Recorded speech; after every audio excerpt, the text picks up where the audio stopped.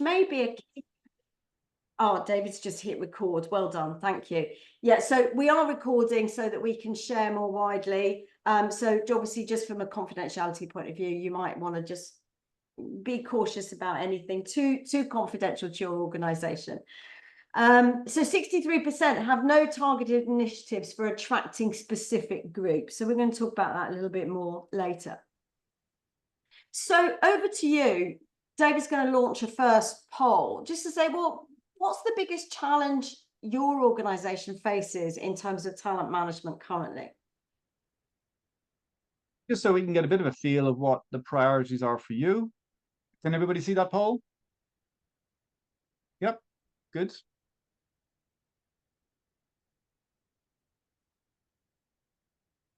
Great, I can see some results there. 5 of 12 so far, a couple of other people. Bear in mind, I'm in there as well, David. So yeah, okay. And you and me. So I think that's it, probably. Okay. Go on. Okay, so end the poll, and we can just see what's going on there. Interesting to see the results. Share results. So you can see those results. So we got 22% on attracting suitable candidates, and making reliable decisions isn't really an issue. 44% on raising engagement and performance. So that's also something that we're really keen to have a conversation with people about. And providing career progression opportunities, 33%. Good. Okay, good. So we're going to be talking to you about 4 key strategies for addressing some of these challenges. Fixing the leaks, casting your net wider when you are recruiting, playing to people's strengths, and reimagining our career pathways. So over to David to talk to us a little bit about fixing the leaks. So fixing the leaks is making sure that you keep your good people, keeping the people you want to keep and helping them grow with your business. And that's really all about finding out what people are needing in their workplace and how filled they are.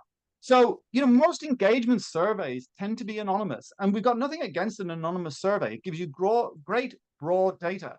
What we really encourage is for managers to speak to individuals about what's individually important to them. And we use a model for that. To be able to ask them more explicitly about things like development and what their development expectations are, or remuneration, and whether they have they really want to grow their remuneration and what would be required for that. Authority, social, you can see there, appreciation, communication, personal needs, and how important is work-life balance to them. And it's really important for managers to get to understand those things so that they can, when they're having a stay interview or when they're doing an appraisal or a development conversation, that they're beginning to constantly tease out these areas and having meaningful conversations with them. And then the last point really is to be able to review your employee value proposition. So when you had conversations with people and you know what's generally important to your people, you can begin to go, right, what is it that we need to do and promote, because we're going to then attract more of the people like the people we have. So that means developing an employee value proposition. Could you just give us a show of hand, if you've got an employee value proposition already? Just want to check who has one, who doesn't. Raise a hand if you have one. Okay, not seeing any. Oh, what? One, two. Two, great.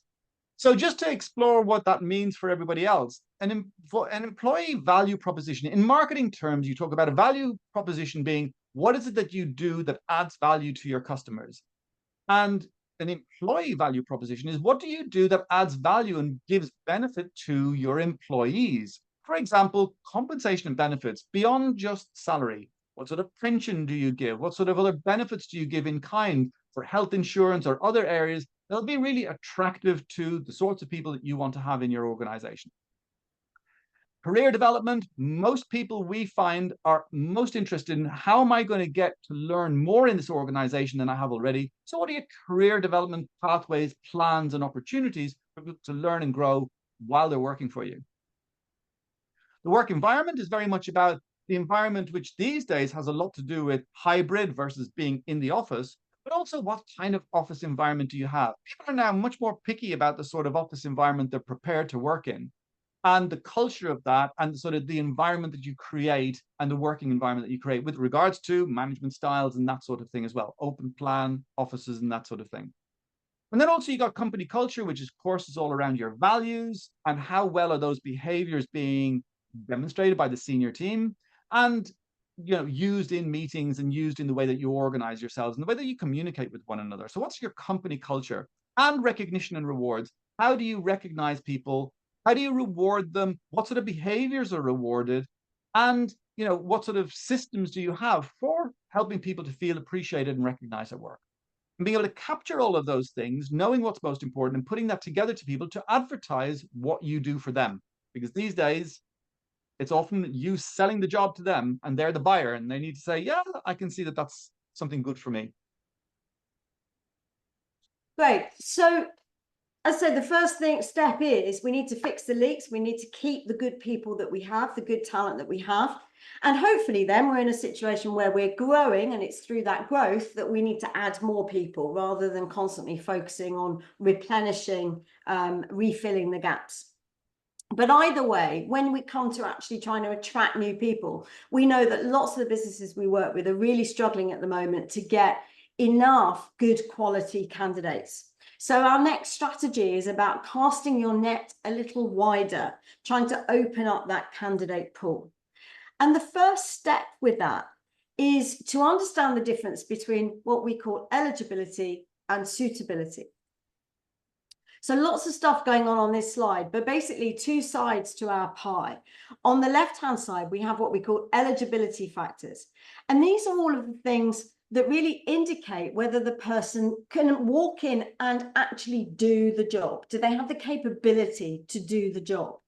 And so obviously, if you're looking for a finance director, then you're probably going to be looking for someone who's got a finance qualification and a few years experience in a similar role or that sort of thing, or the next role down in a bigger organization, perhaps, whatever it might be.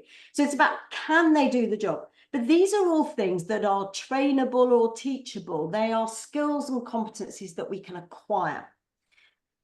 On the right-hand side, we have our suitability factors. And this is when we're looking at, well, is this actually playing, is this job playing to the individual's natural strengths? So it's much more about the stuff that's beneath the surface. It's about, do they really love the detail? Do they like the procedure? Do they like the predictability, perhaps, of working in a finance team, that sort of thing?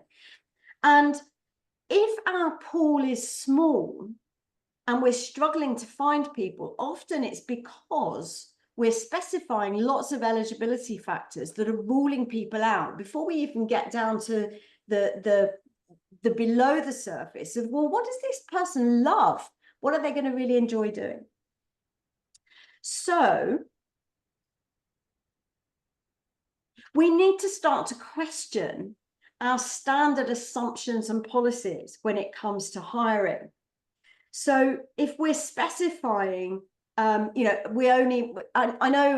we're going to talk quite a lot about law firms today, just because that's what we decided to land on as an example. And we have quite a lot of experience of working with solicitors firms and barristers chambers. And I know certainly the top law firms always used to have a rule to say, well, they're only going to be graduates, and what's more, they're only going to be, first class honours degrees from the top universities. Well, I know for a fact that these days they're bringing in people with A levels, right? So even those bigger firms who have the pick of the crop are really beginning to challenge some of those questions and assumptions. So I want you to think about, what of your standard assumptions and policies are limiting your pool? Things like location, where you expect people to work. Fixed hours is a big one. Whether they're available full-time. Is it really a full-time job? Again, one of those big law firms, I know they do job shares, for especially popular with working mums, people who've invested a lot in reaching full qualified and experienced status, and they don't want to lose them. So they're making lots of flexibility. Things like age, qualifications, length of experience, those sorts of things. So really begin to question whether those things are actually essential. And then we've got an example. So we actually... Oh, good. Let's go to the next slide. Yeah, that shouldn't have come up. We'll come back to that. We went on to a well-known job site and just looked for a couple of roles, and I found 2 roles for solicitors. They're slightly different specialisms, but relatively similar in overall terms. So we've got company 𝗥𝗵𝘁 on the left here, a leading law firm in the West Country combining traditional values with modern legal practices and technology to offer competitive local services. Whereas 𝗥𝗏𝘁 on the right, a progressive Lexel accredited law firm recognized in the Legal 500, specializing in providing high quality specialist legal advice. They're both full-time, hybrid option. You can read these things for yourself. So we've got something about their culture, something about the environment and the benefits. So this is the beginnings of our EVP. So just on the basis of that, if you were able to meet the eligibility requirements, if you were a qualified solicitor, would you prefer 𝗥𝗵𝘁 or 𝗥𝗏𝘁? Just pop it in the chat for me. Who would you be more likely to want to work with for?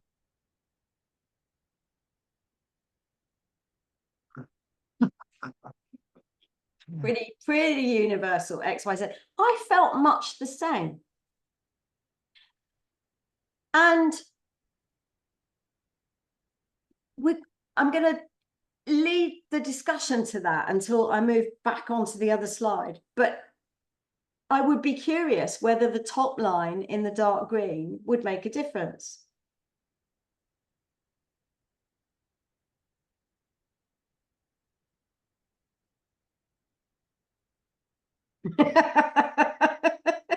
Thanks, Roger. So, you know, either, yes, so popping it in the chat. Okay. Yes, it would. Okay. Yes, and for some people it certainly would, right? So it's definitely a factor in the mix. But what I wanted to do was highlight that actually the way we present ourselves in our employee value proposition, the way we describe the opportunity, the way we build all of those benefits and the description of what it's going to be like to work here really is impactful in whether someone is going to consider your job over someone else's. So if they've been the same salary, there would definitely really have been a clear winner here.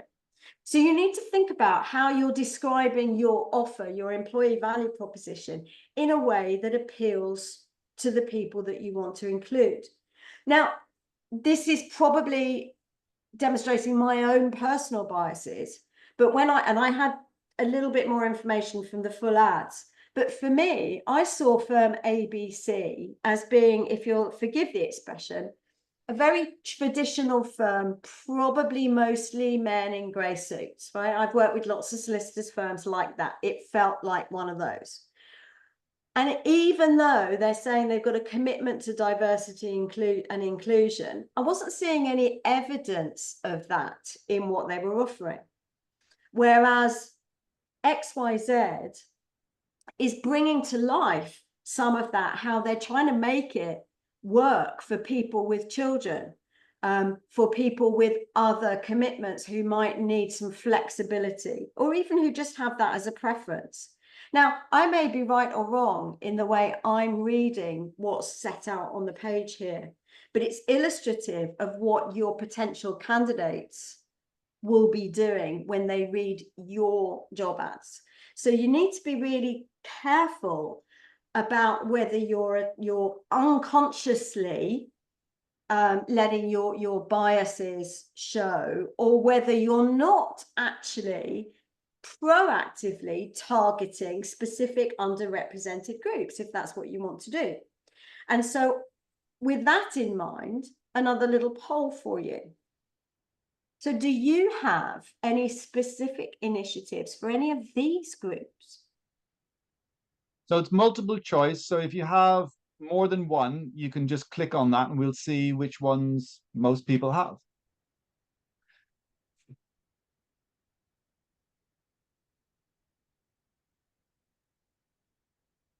Oh, we have a flaw in this plan, David. We should have had an option for no, none of the above. Ah, okay, fair enough. But we have got some answers. Okay.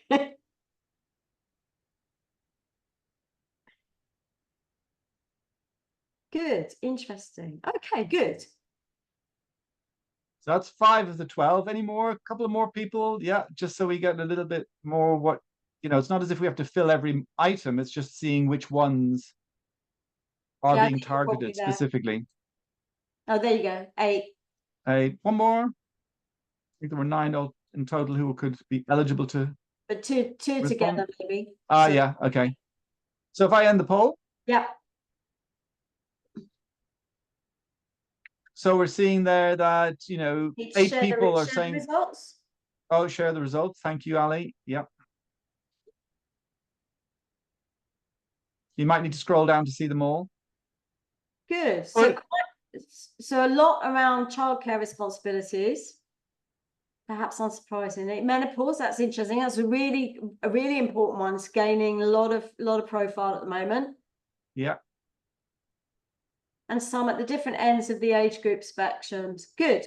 So some of you probably doing a lot, some of you doing some things, hopefully some ideas in there, maybe of some groups that you're not proactively appealing to or targeting, which might be useful. I'm really pleased to see actually that across the group, there are people who are targeting each of those different areas, which is really interesting to see. Good. Okay. So that was a little bit about casting our net a little wider. Over to David to talk to you a little bit about playing to strengths. Yeah, so we've said all about playing to strengths. It's really important to be able to have the managers understand their people and be able to play to people's strengths. But there's 2 approaches really, and one of them is, what are the key attributes that are required to be successful in a role? And one of those is, what are the strengths you need to be successful in a role? One of those is to do a benchmark, but you do tend to need a large number of people doing the same role for that, and to use some psychometrics as well as performance measures to be able to identify who are your high performers, your average performers, and your low performers. And then to be able to contrast what are the things, skills, attributes, and particularly the preferences that people have who are high performers versus the people who are low performers. Do a contrast analysis and you end up saying, right, the people who are high performers naturally enjoy this stuff. And one particularly interesting example that we found was insurance salespeople in a benchmark study that was done by Harrison International. And what they found was that the most successful salespeople of insurance products were people who had a very high score and preference for teaching, for educating people, for instructing others in how things worked. And that was almost a secret sauce that they had to help the people who they were selling to educate them about the products so they could make an informed decision. And that lower performers or poor performers didn't have that trait. And another trait that we found, of course, for leadership positions is things like enjoying analysis, enjoying the process of analyzing facts and figures and coming to conclusions, but also the enjoyment of analyzing pitfalls, noticing what might go wrong and seeing the potential dangers in a strategy or a plan. So they're key requirements for people in senior positions. So that's one way of playing to strengths and finding what people's strengths are for what will be successful in a particular role. And then we need to help individuals identify their own strengths. And there's a number of ways of doing this by having a strengths-based conversation with them, a strengths-based interview, using a number of questions around what they enjoy most, but also a psychometric tool. And we'd like to just share with you one particular psychometric that we use called Harrison assessments. We know that some of you are very familiar with it already. But as an example, we've got here Andrew Jones's data and how well he fits with being a bartender. And what we can see is that we've highlighted in green the traits and qualities and preferences that'll help someone be very successful in the role of bartender. So the green ones, the more you have of that trait, the higher your score, the more successful you're going to be in the role.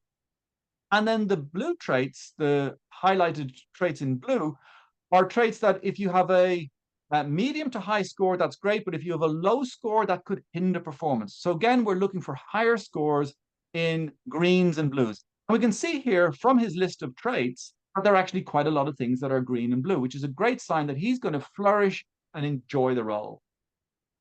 And also we were talking earlier about interests, and we were talking earlier about things that people are passionate about. Those top 5 traits are really important to Andrew. And if he doesn't experience an environment where he can be helpful, where people are warm and empathic, where he gets autonomy, but also where people are optimistic around him and where he gets to have a challenge, he's going to get dissatisfied and feel a lot of dissatisfaction in his work. So it's also a key way of understanding what drives people and what they want from their jobs. And just for those who aren't familiar with this, we're only showing here his strengths. We're only showing his highest scoring traits here. And you can see that this is page 2 of a 23-page report. So there's a lot more going on under the surface here. We wanted to focus on strengths in this conversation. And how Harrison is particularly useful in getting to identify and uncover people's strengths. So you can have a conversation with them about it.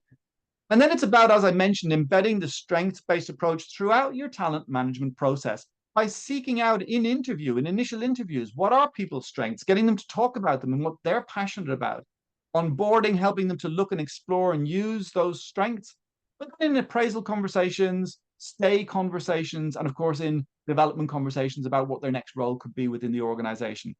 And it's really about wise questioning and thinking, how can I think laterally about how this person will be likely to perhaps even fit in another role? I know hospitality does that a lot, but we've also had clients where they've found people's strengths and said, you know what, you're going to be better over here, perhaps in a marketing role where you're doing more pitches and things like that, because that's where you're playing to your strengths and you're doing that better than anybody else in the organization. Why don't we help you allocate more time to doing that than doing other bits of the role that you were previously doing? And I don't know if any of you have seen the little video post that David and I have put on LinkedIn, but you know, by coincidence, really, we both have one or more examples of where managers have given each of us the opportunity to do a completely different job than we've ever done before, based on the fact that they saw that we had some relevant strengths, suitability, and that they felt that they could teach us the skills, the knowledge that we needed to build that eligibility in the role. And I think certainly in terms of giving people those challenges that some of you identified as really pertinent for you around keeping your people engaged, providing advancement and progression opportunities.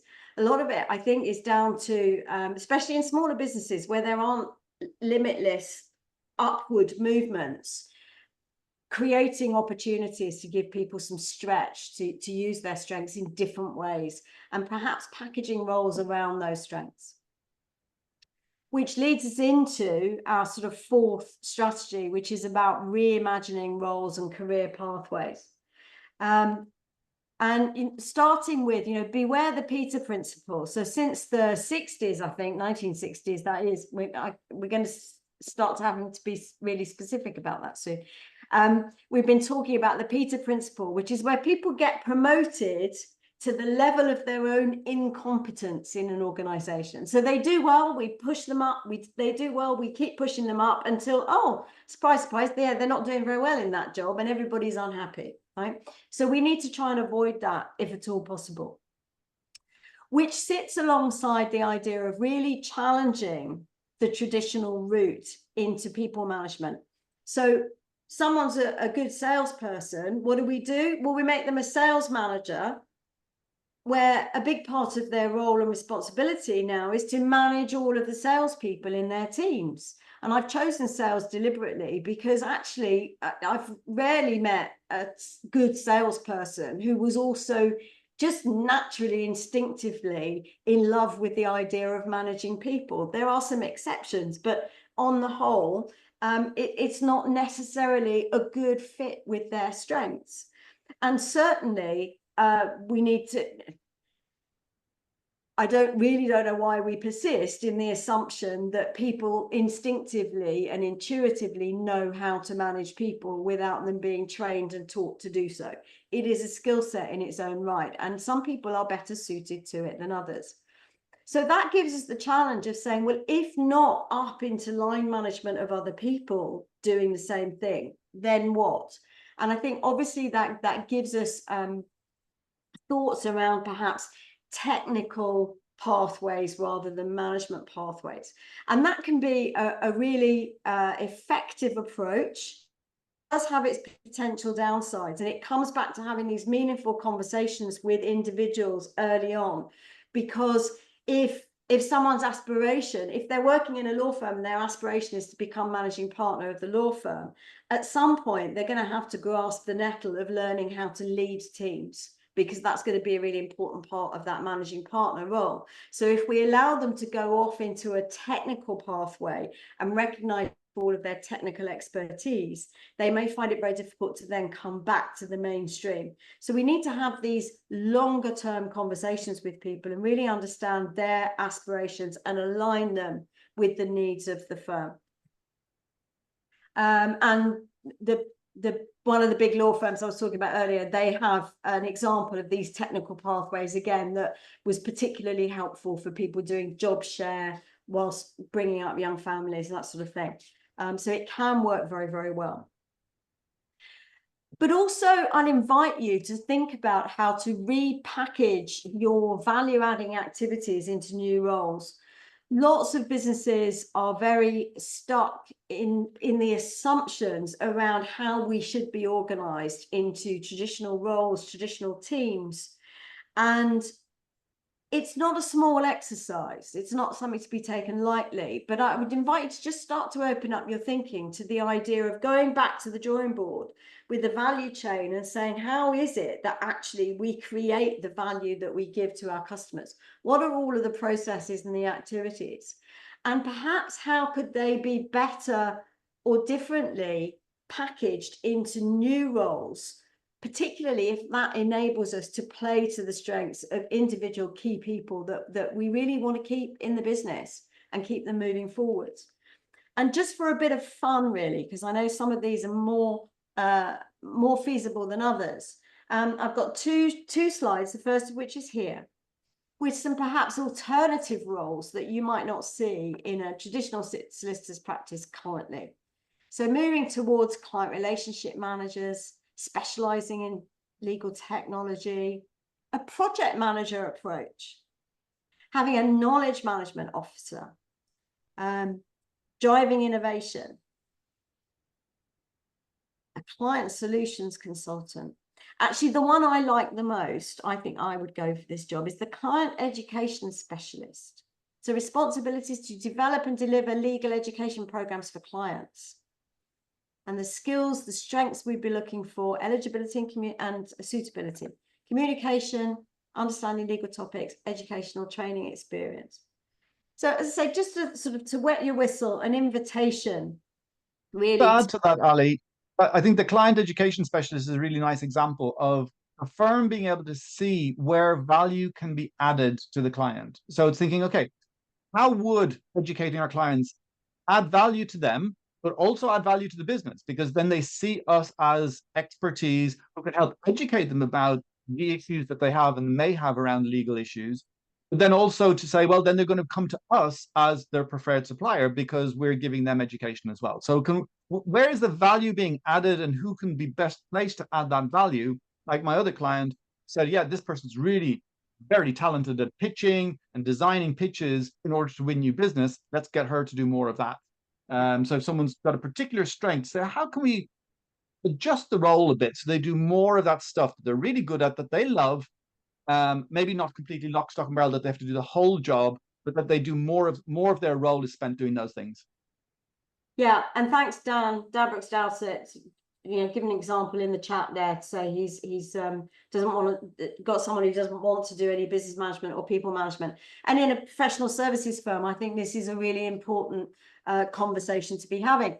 Now, it creates challenges. As I say, it's not a light undertaking to completely rethink the way we structure our roles and pathways.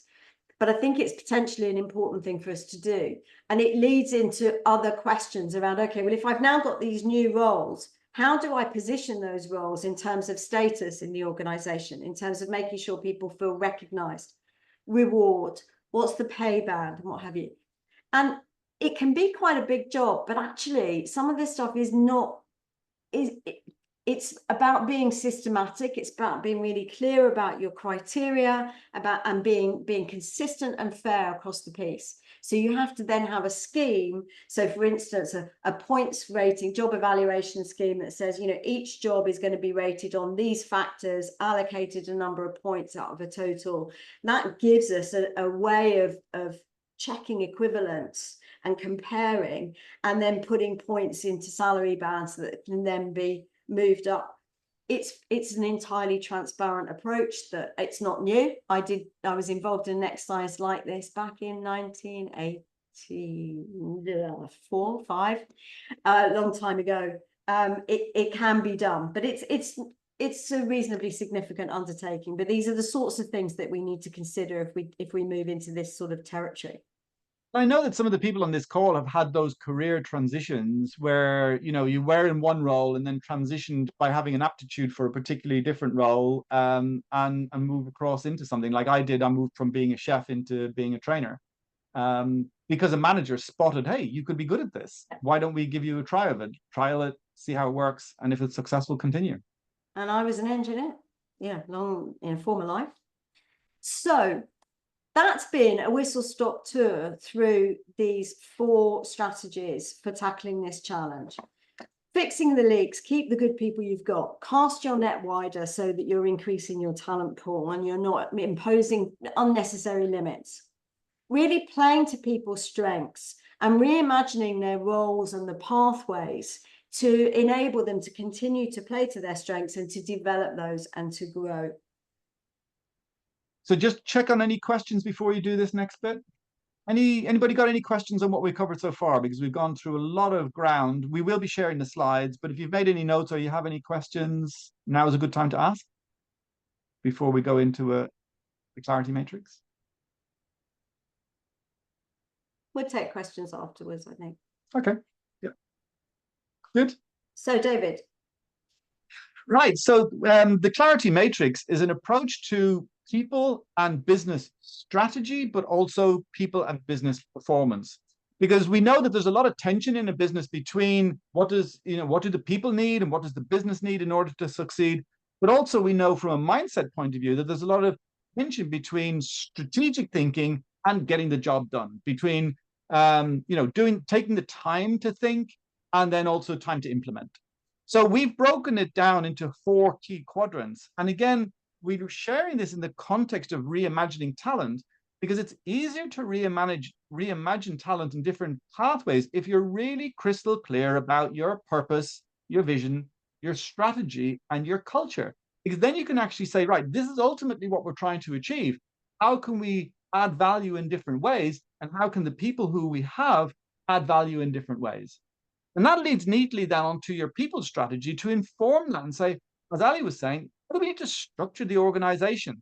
How do we need to think about the organization, that it's not only what do we need in order to deliver our strategy, but how can we optimize the use of the people we have and put them into the right roles by selecting them into the best roles possible, where they will flourish, they'll enjoy their work, they can progress in their work, and they'll stay with us, which of course adds to stability in the organization.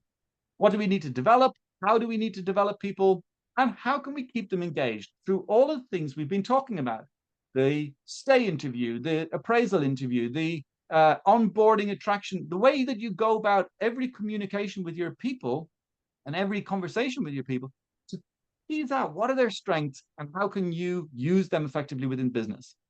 And all of that is only possible when you look at people performance on the performance side, that you have leaders with the right mindset. So one of the big things we wanted you to go away with today is shifting your mindset away from the traditional model of career paths into a more open, sort of innovative way of looking at people and their talents. So that you got teams working effectively, you got managers who are able to have those important, meaningful conversations, those engaging conversations with people, and that individuals see that there are ways that they can grow within the business.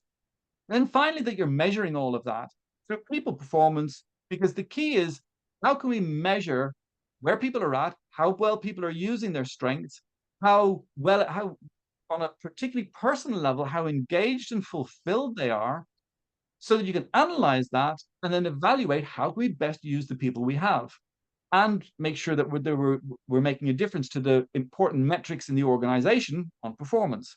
And then change stuff. What needs to change based on that analysis of what's actually happening and where people are really at, that we can then do something to change the stuff, and then you go back into the loop. So as a final note, Ali, you wanted to offer everybody an opportunity. I know, Hannah, you've already completed your score.